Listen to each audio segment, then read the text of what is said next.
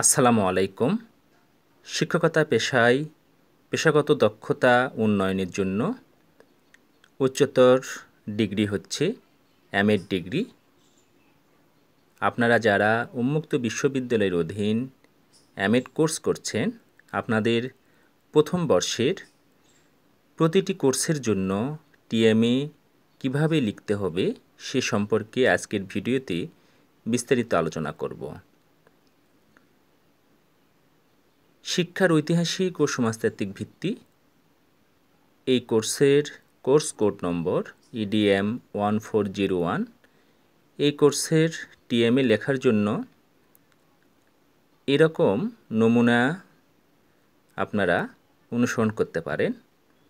টিএমএর পূর্ণরূপ হচ্ছে tutor mark assignment, অর্থাৎ বাংলায় যার অর্থ দ্বারাই প্রতিবেদন।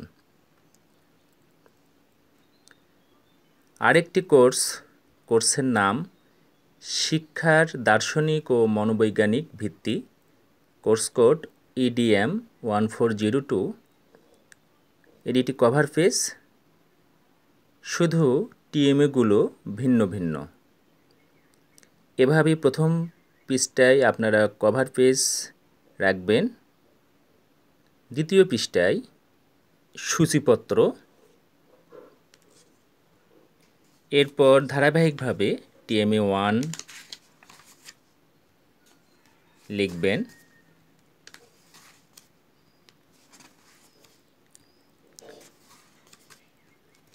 এরপর টিএমএ 2 লিখবেন,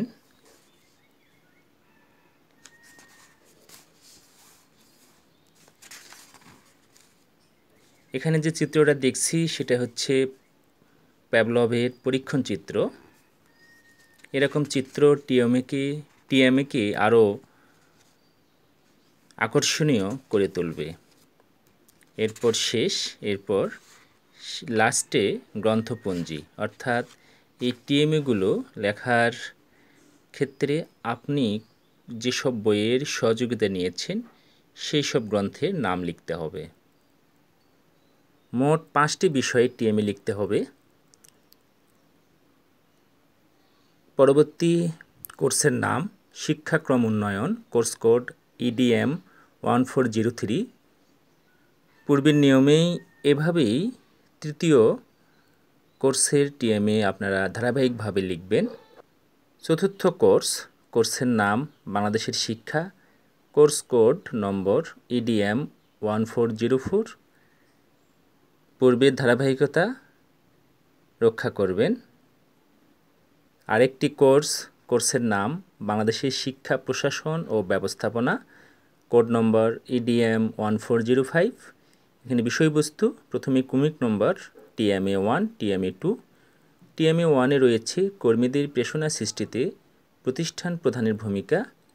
টিএমএ 2-তে রয়েছে মাধ্যমিক শিক্ষক প্রশিক্ষণ কার্যক্রম ব্যবস্থাপনার সাথে সংশ্লিষ্ট প্রতিষ্ঠানসমূহের ভূমিকা। পূর্বের ন্যায় দ্বিতীয় পৃষ্ঠায় সূচিপত্র, এরপর টিএমএ 1 লিখবেন, এরপর টিএমএ 1-এর ধারাবাহিকভাবে আলোচনা করবেন। কোনো টিএমএই 400 থেকে 500 শব্দের কম শব্দের লেখা যাবে না, অর্থাৎ প্রতিটি টিএমএ 400 থেকে 500 শব্দের বেশি হতে হবে। এরপর ধারাবাহিকভাবে এভাবে লিখবেন। সর্বশেষ গ্রন্থপঞ্জি। আশা করি টিএমএ কিভাবে লিখতে হয় আপনারা পরিপূর্ণ ধারণা পেয়েছেন। শিক্ষকতা পেশায় এমএড কোর্স প্রতিটি শিক্ষকের করা আবশ্যক। এতে করে আপনার পেশাগত দক্ষতার উন্নয়ন হবে। সবাইকে ধন্যবাদ।